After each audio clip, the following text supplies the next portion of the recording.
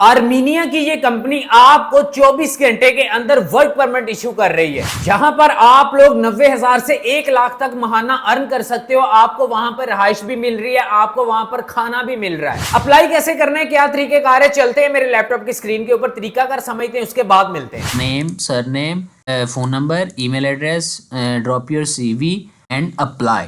तो जल्दी से जो नए देखने वाले व्यूवर हैं वो इस चैनल को सब्सक्राइब करें, बेल आइकन को भी प्रेस कर लीजिएगा ताकि नए आने वाली वीडियो आप लोगों तक जरूर पहुंचती रहे। अस्सलाम वालेकुम जी, कैसे हैं सब? उम्मीद करता हूं आप सब ठीक होंगे, खैरियत से होंगे, मजे में होंगे। आर्मीनिया एक एशियन कंट्री है जो कि आपको 24 घंटे के अंदर अंदर वर्क परमिट इशू कर रहा है। इसकी एक ऐसी कंपनी लेके आया हूं आज। कंपनी तो इसकी बेशुमार थी, लेकिन मैंने आपके साथ जो शेयर की है मुझे तो ये ज्यादा बेस्ट लगी है, क्योंकि अगर मैं दूसरी कर देता तो आपने कहना था कि ये इस्राएली चीजों को जो है वो प्रमोट कर रहा है। तो इस वजह से मैंने कहा नहीं भाई, ये एक ही ठीक है।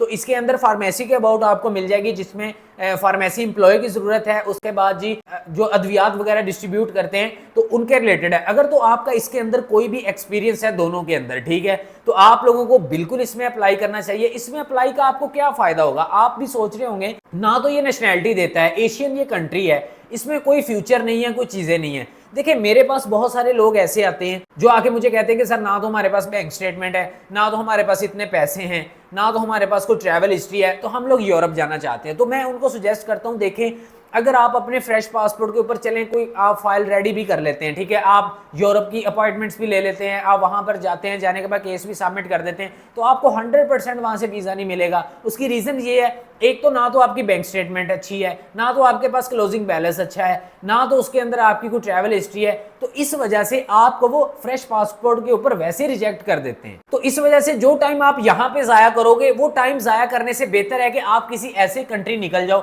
अब दुबई ने तो वैसे ही बहुत ज्यादा पॉलिसियां सख्त कर दी हुई हैं, दुबई के वीजे वैसे ही लोगों को नहीं मिल रहे, ठीक है। तो सऊदीया के अंदर वैसे ही आपको पता है कि जो काम के हालात चल रहे हैं इस टाइम के ऊपर, मस्कत ओमान के अंदर आपको पता है कि वहां पर भी ऐसे ही हालात चल रहे हैं।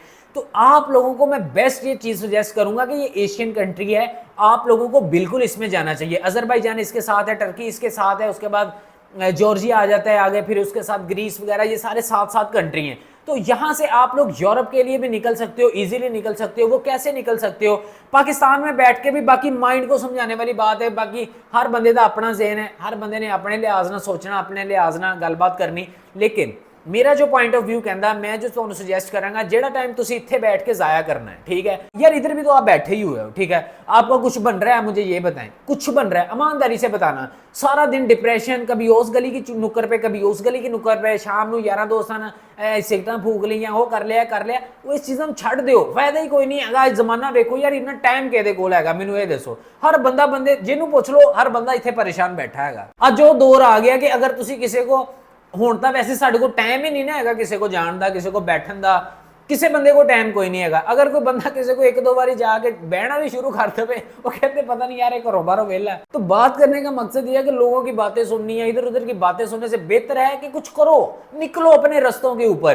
क्या होता है यार, कुछ भी नहीं होता, ये सिर्फ अंदर का डर खौफ होता है। हकीकत बात है, दुनिया का कोई भी काम है, दुनिया वाले तो यकीन मेरे मुंह कोई सुनने लगे सी, ये डरांदे रहंदे ने लोकां नूं। क्यों डरांदे कि कल ये चौधरी बन के साडे उत्ते ना बैठ जाए। हुण यूरोपां च तुहाडे मामे चाचे ताए सारे बैठे होने, मैं हकीकत गल कहना, मेरा जिंदगी का तजर्बा, तुसी कह के थक गए होने, उन्होंने असर नहीं हुंदा कि इन्हां नूं सद लईए, उत्थे ते नैशनैलिटी होल्डर ने, वो तुहानूं इंज बुला सकदे, लेकिन नहीं, उहदी वजह की है, वो यही कहंदे नहीं तुसी इत्थे पहुंच जाओ, बाकी अगे साडी जिम्मेदारी, इत्थे पहुंच जाओ। वो मेन चीज ही भरावा उत्थे पहुंचण दी है, तुसी उत्थे पहुंचा दिओ कि जॉब दी जिम्मेदारी उन्हां दी, चलो ये कर लो, नहीं करता कोई भी भाई। इस वजह से मैं आपको कहता हूं, ऐसे कंट्री लेके आता हूं कि भाई इधर अप्लाई कर लो, इधर कर लो, इधर कर लो, तो यार कहीं पे तो जाके कर लो।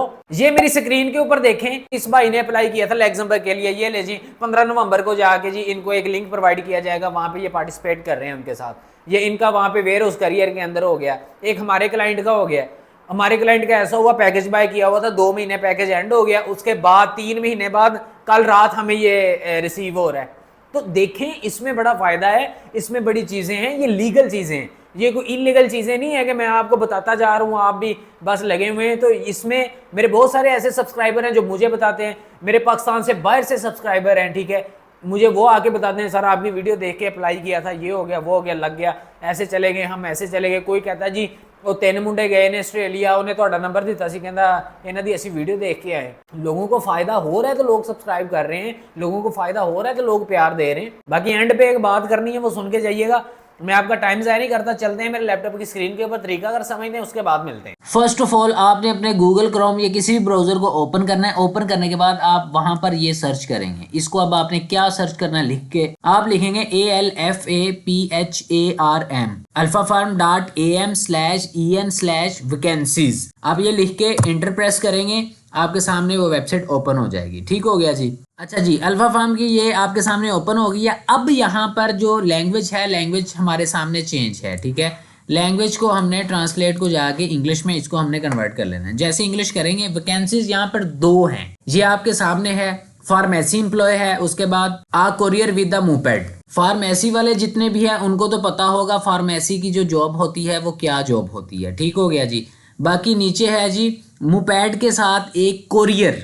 ठीक है, तो ये अच्छा, अब फर्स्ट ऑफ ऑल तो जाते हैं फार्मेसी के रिलेटेड, यहाँ पे चेक कर लेते हैं उनकी क्या रिक्वायरमेंट है, क्या चीज़ें हैं, क्या मामलात हैं। ये है जी फार्मेसी मुलाजम। ठीक है, फार्मेसी के ऊपर इनको मुलाजम की यहाँ पे ज़रूरत है। लेकिन यहाँ पर वो क्या लिखते हैं जी, यहाँ पर वो ये बात लिखते हैं जी, अल्फा फार्मेसी चीन फार्मेसियों में दिन रात की शिफ्टों में काम करने के लिए तजर्बा रखने वाले पेशावर अफराद की तलाश में है। ठीक है, यहाँ पे लिखा हुआ कम से कम 1 साल के तजर्बे के साथ दिन की शिफ्ट के लिए दरखास्त दे सकते। अच्छा, उसके बाद यहाँ पे नीचे ही कहता है एक आपको अच्छा बोनस और उसके साथ इंतहाई जो है वो आपको अच्छी जो सैलरी है वो यहाँ पे दी जा रही है, जिसमें 1,20,000 ड्राम्स मिल रहे हैं आपको। ठीक है, और उसके बाद यहाँ पे उन्होंने 2 वीक का जो उन्होंने एक कोर्स बताया हुआ है कि फील्ड के बेहतरीन माहिरीन के ज़रिए 2 हफ्ते का तेज़ रफ्तार मुफ्त तरतीबी कोर्स। ठीक हो गया जी।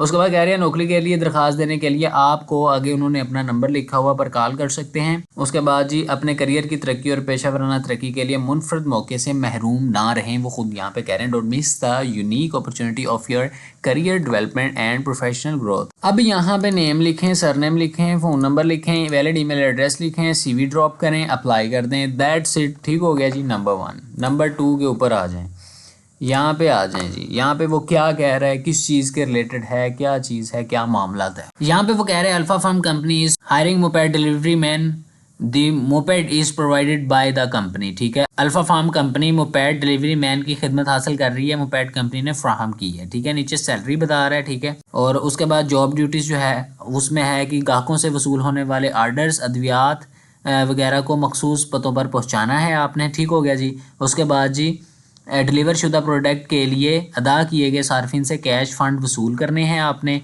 उसके बाद यहाँ पे नीचे वो उसने अपना ये सारा दिया हुआ है कि जो इंटरेस्टेड हैं, दिलचस्पी रखने वाले उम्मीदवार, आगे उसने अपने नंबर दिए हुए हैं। वो कह रहा है कि एक्सटेंशन 116 पर कॉल कर सकते हैं या अपनी यहाँ पे CV ड्रॉप कर सकते हैं। ठीक हो गया जी। यहाँ पर वो इस ईमेल के ऊपर अपना CV ड्रॉप कर सकते हैं। अगर नहीं तो यहाँ पर name, surname, phone number, email address, drop your CV and apply.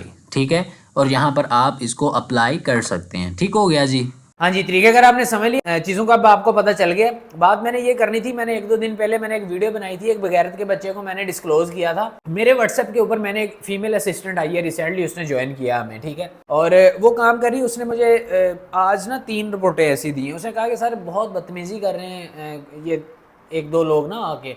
बदतमीज़ी क्या कर रहे हैं जी, आपने वो उस बंदे को डिस्क्लोज किया है, वो आपको ऐसा नहीं करना चाहिए था, हम ऐसे कर देंगे, ऐसे कर देंगे।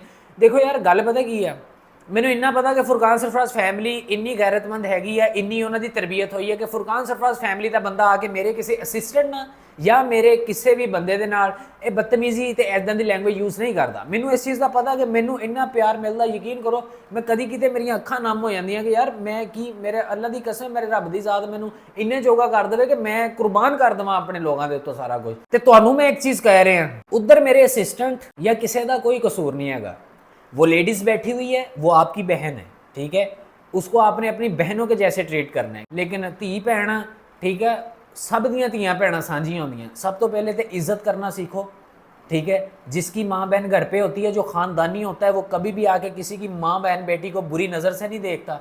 और मर्द के बच्चे का ये काम ही नहीं है कि किसी की माँ बहन बेटी को बुरी नजर से देखे, और मर्द का बच्चा ये हरकत कर ही नहीं सकता। वो मर्द का बच्चा कहलाता ही नहीं है माशरे के अंदर, वो बगैरत और जलील किस्म का इंसान होता है, वो कमीनों का खून होता है जो आके किसी की माँ बहन बेटी के ऊपर बुरी नजर से देखता है। इसका मतलब है कि आपके अंदर दिल गुर्दा ही नहीं है, अंदर से मरे हुए गीदड़ हो तुम, कि किसी की मां बहन बेटी को तुम बुरी नजर से देखते हो, डूब के मर जाओ। आपके घर पे माएं बहने नहीं है, अगर ਤੁਹਾਨੂੰ कोई प्रॉब्लम हैगा ਉੱਥੇ आके पेश नहीं करानी है, इधर प्यो ਨੂੰ पेश कराओ तो मैं ਤੁਹਾਨੂੰ उस चीज का जवाब भी ਦਿਆਂ फिर, ठीक है। मेरे असिस्टेंट ਦਾ या मेरे किसी लोगों ਦਾ या मेरे किसी सब्सक्राइबर ਨੂੰ ਆ ਕੇ ਤੁਸੀਂ ਗੱਲ ਕੀਤੀ ਆ, ਤੁਸੀਂ ਕੋਈ ਐਸੀ ਵੈਸੀ ਉਂਗਲ ਲਾਈ, ਮੈਂ ਤੁਹਾਨੂੰ ਮੈਂ ਤੁੰਨ ਕੇ ਰੱਖ ਦਿਆਂਗਾ। ਮੇਰੀ ਗੱਲ ਯਾਦ ਰੱਖਣਾ, ਤੁਹਾਨੂੰ ਕੋਈ ਗੈਰਤ ਨਹੀਂ ਹੈਗੀ, ਤੁਸੀਂ ਡੁੱਬ ਕੇ ਨਹੀਂ ਮਰਦੇ ਹੈਗੇ, ਤੁਹਾਨੂੰ ਸ਼ਰਮ ਹਿਆ ਕੋਈ ਨਹੀਂ ਹੈਗੀ। ਬਗੈਰ ਤੋਂ ਤੁਹਾਡੇ ਮਾਪਿਆਂ ਨੇ ਤੁਹਾਨੂੰ ਇਹੀ ਸਿਖਾਇਆ ਕਿ ਬਸ ਇਹਨੂੰ ਲੁੱਟ ਲਓ, ਇਹਨੂੰ ਲੁੱਟ ਲਓ, ਇਹਦੀ ਜੇਬ ਚੋਂ ਕੱਢ ਲਓ, ਇਹਦੀ ਜੇਬ ਚੋਂ ਕੱਢ ਲਓ। ਮੈਨੂੰ ਤੁਹਾਡੇ ਕਿਸੇ ਪਿਓ ਦਾ ਭਾਰ ਕੋਈ ਨਹੀਂ ਪਿਆ ਹੈਗਾ, ਠੀਕ ਹੈ ਨਾ। ਜਿਹੜੀਆਂ ਆ ਕੇ ਤੁਸੀਂ ਇੱਥੇ ਉਹਨਾਂ ਨੂੰ ਗੱਲਾਂ ਨਾ ਸੁਣਾਓ, ਇੱਧਰ ਪਿਓ ਨਾ ਆ ਕੇ ਗੱਲ ਕਰੋ। ਗੱਲਬਾਤ ਤੁਹਾਡੀ ਮੇਰੇ ਨਾਲ, ਉਹਨਾਂ ਦੇ ਨਾਲ ਨਹੀਂ ਹੈਗੀ। ਉਹਨਾਂ ਕੋਲ ਇੰਨਾ ਟਾਈਮ ਨਹੀਂ ਹੁੰਦਾ ਕਿ ਤੁਹਾਡੇ ਵਰਗੇ ਕੁੱਤਿਆਂ ਦੀਆਂ ਆ ਕੇ ਗੱਲਾਂ ਸੁਣਨ। ਮੇਰੇ ਨਾਲ ਗੱਲ ਕਰੋ, ਮੈਂ ਫਿਰ ਤੁਹਾਨੂੰ ਦੱਸਾਂ ਕਿ ਤੁਸੀਂ ਗੱਲ ਕਿਹਦੇ ਨਾਲ ਕਰ ਰਹੇ ਹੋ। ਤੁਸੀਂ ਉਹਨਾਂ ਦੇ ਨਾਲ ਗੱਲਾਂ ਕਰਦੇ ਹੋ ਜਿਨ੍ਹਾਂ ਨਾਲ, ਔਰ ਤੁਹਾਨੂੰ ਉਹ ਦੂਸਰੇ ਕੋਈ ਹੋਰ ਮਿਲੇ ਹੋਣੇ ਆ ਜਿਨ੍ਹਾਂ ਨੂੰ ਤੁਸੀਂ ਐਵੇਂ ਡਰਾਇਆ ਧਮਕਾਇਆ, ਉਹ ਨੱਸ ਗਏ। ਮੇਰੇ ਨਾਲ ਮੱਥਾ ਲਾਓਗੇ ਤੇ ਮੈਂ ਤੁਹਾਡੀਆਂ ਨਸਲਾਂ ਦੇੜ ਦਿਆਂਗਾ, ਨਸਲਾਂ। ਮੇਰੀ ਗੱਲ ਯਾਦ ਰੱਖਣਾ, ਮੈਂ ਇਹ ਨਹੀਂ ਕਰਦਾ ਕਿ ਜੀ ਮੈਂ ਵਕਤੀ ਤੌਰ ਮੇਰੀ ਜਿੱਦ ਨਾ ਹੈਗੀ। ਸਾਨੂੰ ਪਿੱਛੋਂ ਇੱਕ ਹੀ ਸਿਖਾਇਆ ਗਿਆ ਸਾਡੇ ਪੁਰਖਿਆਂ ਨੇ ਕਿ ਪੁੱਤਰ ਪਹਿਲੇ ਤਾਂ ਕਿਸੇ ਦੀ ਮੁਖਾਲਫਤ ਨਹੀਂ ਕਰਨੀ, ਜੇ ਕਰਨੀ ਆ ਤੇ ਫਿਰ ਜ਼ਮਾਨੇ ਨੂੰ ਪਤਾ ਲੱਗੇ ਤੇ ਫਿਰ ਲੰਬੀ ਰੇਸ ਦੇ ਘੋੜੇ ਆ ਅਸੀਂ ਮੈਦਾਨ ਛੱਡ ਕੇ ਨੱਸਣ ਵਾਲਿਆਂ ਚੋਂ ਹੈ ਨਹੀਂ ਗਏ। ਮੇਰੀ ਗੱਲ ਯਾਦ ਰੱਖਣਾ। ਤੇ ਜਿਹੜੇ ਤੁਹਾਡੇ ਵਹਿਮ ਤੁਸੀਂ ਆਪਣੇ ਪਾਲ ਕੇ ਬੈਠੇ ਹੋ, ਜਿੱਥੇ ਮਰਜ਼ੀ ਮੇਰੇ ਨਾਲ ਟਾਈਮ ਪਾ ਲਿਓ, ਮੈਂ ਤੁਹਾਡਾ ਇੱਕ ਇੱਕ ਵਹਿਮ ਆ ਕੇ ਕੱਢ ਦਿਆਂਗਾ। ਮੇਰੀ ਗੱਲ ਯਾਦ ਰੱਖਣਾ। ਤੇ ਕਾਫਲਿਆਂ ਕੂਫਲਿਆਂ 'ਚ ਮੈਂ ਨਹੀਂ ਕਦੀ ਆਇਆ, ਠੀਕ ਹੈ। ਤੇ ਮੈਂ ਖੜ ਕੇ ਨਹੀਂ ਇਹ ਕਿਹਾ ਜੀ ਇਹ ਲੜਾਈ ਹੋ ਗਈ ਤੇ ਇਹ ਹੋ ਗਿਆ ਤੇ ਮੇਰਾ ਮਸਲਾ ਬਣ ਗਿਆ। ਸਾਨੂੰ ਇਹ ਚੀਜ਼ਾਂ ਆਂਦੀਆਂ ਹੀ ਨਹੀਂ ਹੈ। ਤੇ ਇਹ ਮੈਂ ਤੁਹਾਨੂੰ ਉਦੋਂ ਹੀ ਦੱਸਾਂਗਾ ਜਦੋਂ ਮੈਂ ਤੁਹਾਨੂੰ ਵਾਰਦਾਤ ਪਾਵਾਂਗਾ। ਤੇ ਮੇਰੀ ਗੱਲ ਯਾਦ ਰੱਖਣਾ, ਇਹ ਮੈਂ ਇੰਨੇ ਲੋਕਾਂ ਦੇ ਸਾਹਮਣੇ ਮੈਂ ਆ ਕੇ ਕਹਿਣਾ ਇਹ ਗੱਲ, ਤੇ ਮੈਨੂੰ ਕਿਸੇ ਦੇ ਪਿਓ ਦਾ ਭਾਰ ਕੋਈ ਨਹੀਂ। ਤੇ ਬਾਕੀ ਜੋ ਹੁੰਦਾ ਤੁਸੀਂ ਕਰ ਲਓ, ਜਿੱਥੇ ਤੱਕ ਤੁਸੀਂ ਤੁਹਾਡੇ ਕੋਲ ਨਸ ਹੁੰਦਾ ਤੁਸੀਂ ਨਸੋ, ਤੁਸੀਂ ਦੜਾਓ ਆਪਣੀਆਂ ਗੱਡੀਆਂ ਜਿੱਥੇ ਤੱਕ ਦੜਾਉਣੀਆਂ। ਮੇਰਾ ਅੱਗਿਓਂ ਸਿੱਧਾ ਸ਼ਾਨ ਟਰਾਲਾ ਹੀ ਆਉਣਾ ਪੁੱਤਰ, ਇਹ ਮੇਰੀ ਗੱਲ ਯਾਦ ਰੱਖਣਾ। ਤੇ ਬਾਕੀ ਆ ਮੈਂ ਇੱਕ ਦੋ ਦਿਨ ਜ਼ਰਾ ਮੈਨੂੰ ਵਿਹਲਾ ਹੋ ਲੈਣ ਦਿਓ, ਮੈਂ ਮੰਜੀ ਫੇਰ ਮੈਂ ਠੋਕਣੀ ਆ ਤੁਹਾਡੀ। ਮੇਰੇ ਕੋਲ ਤੁਹਾਡੀਆਂ ਸਾਰੀਆਂ ਡਿਟੇਲਾਂ ਲੱਗੀਆਂ, ਮੈਂ ਤੁਹਾਡੇ ਜਿੰਨੇ ਆਈਡੀ ਕਾਰਡ ਹੈਗੇ ਆ, ਮੈਂ ਤੇਰੇ ਭਰਾ ਦੇ ਤੇਰੇ ਮੈਂ ਆਈਡੀ ਕਾਰਡ ਲਾਵਾਂਗਾ ਇੱਥੇ। ਤੂੰ ਮੇਰਾ ਜੋ ਕਰਨਾ ਆ ਕੇ ਕਰ ਲਵੀਂ, ਮੈਂ ਤੁਹਾਨੂੰ ਦੱਸ ਦਿੱਤਾ। ਡਿਸਟ੍ਰਿਕਟ ਮੇਰਾ ਲਈਆ, ਸਿਟੀ ਮੇਰਾ ਫਤਿਹਪੁਰ ਆ, ਮੀਆਂਵਾਲੀ ਤੇ ਮਲਤਾਨ ਦੇ ਬਿਲਕੁਲ ਮੈਂ ਸੈਂਟਰ ਦੇ ਵਿੱਚ ਮੇਰਾ ਡੇਰਾ। ਜਿਹਨੂੰ ਮਰਜ਼ੀ ਆ ਕੇ ਆਪਣੇ ਪਿਓ ਦਾ ਨਾਮ ਪੁੱਛ ਲਈ, ਤੈਨੂੰ ਨਾਮ ਦੱਸੇਗਾ, ਠੀਕ ਆ। ਤੇ ਬਾਕੀ ਜਿੱਥੇ ਤੂੰ ਕਹਿਣਾ ਵਾ, ਜਿੱਥੇ ਤੂੰ ਕਹਿਣਾ, ਤੂੰ ਅੱਗੇ ਮਰਦ ਦਾ ਪੁੱਤਰ ਆ ਨਾ, ਅਗਰ ਤੈਨੂੰ ਵਾਕਈ ਕਿਸੇ ਮਾਂ ਨੇ ਜੰਮਿਆ ਤੇ ਮੈਂ ਕਹਿੰਦਾ ਤੂੰ ਵਾਕਈ ਕਿਸੇ ਮਰਦ ਦਾ ਬੱਚਾ ਹੈਗਾ ਤੇ ਤੂੰ ਮੇਰੇ ਸਾਹਮਣੇ ਆ ਕੇ ਮੇਰਾ ਸਾਹਮਣਾ ਕਰ, ਮੈਂ ਤੈਨੂੰ ਦੇਖਦਾ। ਤੂੰ ਲੋਕਾਂ ਨਾਲ ਫਰਾਡ ਕੀਤੇ, ਤੂੰ ਲੋਕਾਂ ਦੇ ਘਰਾਂ ਦੇ ਘਰ ਵੇਲੇ ਕਰਕੇ ਤੂੰ ਨੱਸ ਗਿਆ, ਤੂੰ ਆਪਣੇ ਆਪ ਨੂੰ ਬੜਾ ਮਹਾਨ ਸਮਝ ਰਿਹਾ। ਤੂੰ ਮੇਰੇ ਨਾਲ ਆ ਕੇ ਇੱਥੇ ਸੁਰ ਫਸਾ, ਮੈਂ ਤੈਨੂੰ ਦੱਸਾਂ ਕਿ ਤੂੰ ਕਿਹਦੇ ਨਾਲ ਮੱਥਾ ਲਾਇਆ। ਇਹ ਮੇਰੇ ਕੋਲ ਏਡੀ ਸੌਖੀ ਜਾਨ ਛੁੱਟਣੀ ਨਹੀਂ ਤੁਹਾਡੀ। ਤੁਸੀਂ ਆ ਕੇ ਜਿੰਨੀਆਂ ਮਰਜ਼ੀ ਬਦਤਮੀਜ਼ੀਆਂ ਕਰ ਲਓ, ਜੋ ਮਰਜ਼ੀ ਕਰ ਲਓ। ਮੈਂ ਅੱਜ ਤੁਹਾਡੇ ਇੱਥੇ ਨੰਬਰ ਸ਼ੋਅ ਕਰਦੇ ਆ ਤੇ ਮੈਂ ਤੁਹਾਡੀ ਯਕੀਨ ਕਰੋ ਇਹਨਾਂ ਨੇ ਮੰਜੀਆਂ ਪੁੱਟ ਦੇਣੀਆਂ ਤੁਹਾਡੀਆਂ। ਮੈਂ ਤੁਹਾਨੂੰ ਦੱਸਾਂ ਤੁਹਾਡੇ ਘਰਾਂ 'ਚ ਵੱਟੇ ਮਾਰਨੇ ਇਹਨਾਂ ਨੇ ਆ ਕੇ। ਉਹ ਸਿਰਫ ਮੇਰੀ ਸ਼ਰਾਫਤ ਆ ਕਿ ਮੈਂ ਨਹੀਂ ਕਹਿੰਦਾ। ਔਰ ਮੈਨੂੰ ਇੰਨੇ ਲੋਕ ਕਹਿੰਦੇ ਨੇ ਕਿ ਫੁਰਕਾਨ ਸਾਹਿਬ ਸਿਰਫ ਇੱਕ ਵਾਰੀ ਦੱਸੋ, ਸ਼ੇਖੂਪੁਰੇ ਤੋਂ ਬੜੇ ਲੋਕ ਨੇ, ਮੀਰਪੁਰ ਤੋਂ ਬੜੇ ਲੋਕ ਨੇ, ਸਭ ਲਵ ਯੂ ਤੇ ਬਹੁਤ ਮੈਨੂੰ ਹੌਸਲਾ ਦਿੰਦੇ ਨੇ। ਉੱਥੇ ਸ਼ੇਖੂਪੁਰੇ ਦੇ ਵਿੱਚ ਤੁਹਾਨੂੰ ਪਤਾ ਜੋ ਉੱਥੇ ਚੌਧਰੀ ਉੱਥੇ ਬੈਠਾ ਸਾਰਾ, ਬਾਕੀ ਅੱਗੇ ਸਮਝ ਆਓ। ਤੇ ਮੀਰਪੁਰੀਆਂ ਨੂੰ ਤੁਸੀਂ ਜਾਣਦੇ ਹੀ ਹੋ, ਸਾਈਆਂ ਪਿਛਲੇ ਦਿਨਾਂ 'ਚ ਬਾਂਹ ਪਾਈ ਆਪਣੀ ਗੌਰਮੈਂਟ ਨੂੰ, ਤੇ ਉਹ ਮੈਨੂੰ ਕਹਿੰਦੇ ਨੇ ਮੀਰਪੁਰੀਏ, ਉਹ ਕਹਿੰਦੇ ਨੇ ਫੁਰਕਾਨ ਸਾਹਿਬ ਟੈਨਸ਼ਨ ਨਹੀਂ ਲੈਣੀ, ਮੀਰਪੁਰ ਤੁਹਾਡੇ ਨਾਲ ਆ ਪੂਰੇ ਦਾ ਪੂਰਾ, ਕੋਟਲੀ ਤੁਹਾਡੇ ਨਾਲ ਆ, ਬਿੰਬਰ ਤੁਹਾਡੇ ਨਾਲ ਆ, ਸਾਰੇ ਤੁਹਾਡੇ ਨਾਲ ਆ। ਉਹਨੇ ਕਿਹਾ ਇਨਸ਼ਾਅੱਲਾ ਇੱਥੇ ਕੋਈ ਤੁਹਾਨੂੰ ਕੋਈ ਬੁਰੀ ਨਜ਼ਰ ਨਾ ਵੀ ਵੇਖੇਗਾ, ਉਹਦੀਆਂ ਅੱਖਾਂ ਨਾ ਕੱਢ ਕੇ ਉਹਦੇ ਹੱਥ 'ਤੇ ਰੱਖ ਦਿਆਂਗੇ। ਬਾਕੀ ਗੱਲ ਕਰਨ ਦਾ ਮਕਸਦ ਹੈ ਲੋਕਾਂ ਦਾ ਵੱਡਾ ਪਾਲਣਾ ਦੇਖੋ, ਪਿਆਰ ਕਰਦੇ, ਮੁਹੱਬਤ ਕਰਦੇ। ਇਹ ਮੈਂ ਉਹਨਾਂ ਦਾ ਕਰਜ਼ ਕਦੀ ਜ਼ਿੰਦਗੀ 'ਚ ਵੀ ਨਹੀਂ ਚੁਕਾ ਸਕਦਾ ਜਿੰਨਾ ਮੈਨੂੰ ਪਿਆਰ ਕਰਦੇ ਨੇ। ਇਹ ਤਾਂ ਰੱਬ ਦੀ ਜ਼ਾਤ ਦੀ ਇਹ ਵੰਡ ਆ ਨਾ, ਇੱਜ਼ਤ ਜ਼ਿਲਤ ਅੱਲਾ ਦੇ ਹੱਥ ਹੈਗੀ। ਬਾਕੀ ਮੈਂ ਤਾਂ ਕੁਛ ਵੀ ਨਹੀਂ, ਮੈਂ ਤਾਂ ਤੁਹਾਡੇ ਤਰ੍ਹਾਂ ਦਾ ਇੱਕ ਜ਼ਮੀਨ ਤੇ ਬਹਿ ਕੇ ਰੋਟੀ ਖਾਣ ਵਾਲਾ ਬੰਦਾ ਹੈਗਾ। ਉਹ ਮੇਰੇ 'ਚ ਕੋਈ ਬ੍ਰਾਂਡ ਹੀ ਨਹੀਂ ਹੈ। ਘਸਿਆ ਸੂਟ ਆ ਮੈਨੂੰ, ਯਕੀ ਖੁਦਾ ਦੀ ਕਸਮ ਆ, ਦੇਖੋ ਆ ਘਸਿਆ ਪਾਟਾ ਪੁਰਾਣਾ ਸੂਟ ਹੈਗਾ, ਆ ਪਾ ਕੇ ਤੁਹਾਡੇ ਸਾਹਮਣੇ ਬੈਠਾ। ਕਦੀ ਕਾਟਨਾ ਲਾ ਕੇ ਤੇ ਕਦੀ ਕੋਟ ਸ਼ੋਟ ਪਾ ਕੇ ਤੇ ਸਪਾਈਸ ਬਣਾ ਕੇ ਤੇ ਐਨਕ ਲਾ ਕੇ ਤੇ hey yo what's up man, how are you brother, what's up mate, what to do with you daring। ਮੈਂ ਅੱਜ ਤੱਕ ਨਹੀਂ ਇਦਾਂ ਦੀ ਕੋਈ ਗੱਲਬਾਤ ਕੀਤੀ, ਮੈਂ ਅੱਜ ਤੱਕ ਨਹੀਂ ਇਦਾਂ ਦਾ ਕੁਛ ਕਿਹਾ। ਕਰਨ ਨੂੰ ਮੈਂ ਵੀ ਕਰ ਸਕਦਾ, ਮੈਂ ਮੇਰੇ ਕੋਲ ਸਭ ਕੁਛ ਅੱਲਾ ਦੀ ਜ਼ਾਤ ਦਾ ਕਰਮ ਆ, ਸਾਰਾ ਕੁਛ ਆ ਮੇਰੇ ਕੋਲ। ਸਾਨੂੰ ਪਤਾ ਨਹੀਂ ਇਹ ਕਾਹਦੀ ਆਜਜ਼ੀ ਮਾਰ ਜਾਂਦੀ ਹੈ, ਜਾਂ ਪਤਾ ਨਹੀਂ ਸਾਡਿਆਂ ਨੇ ਤਰਬੀਅਤ ਹੀ ਇੰਨੀ ਅੱਛੀ ਕਰਤੀ ਜਾਂ ਇੰਨੀ ਅੱਛੀ ਕਰਨੀ ਨਹੀਂ ਚਾਹੀਦੀ ਕਿਸੇ ਦੀ। ਬਾਕੀ ਠੀਕ ਹੈ ਯਾਰ, ਮਿਲਦੇ, ਭੁੱਖ ਬੜੀ ਲੱਗੀ, ਰੋਟੀ ਖਾਵਾਂ ਜਾ ਕੇ।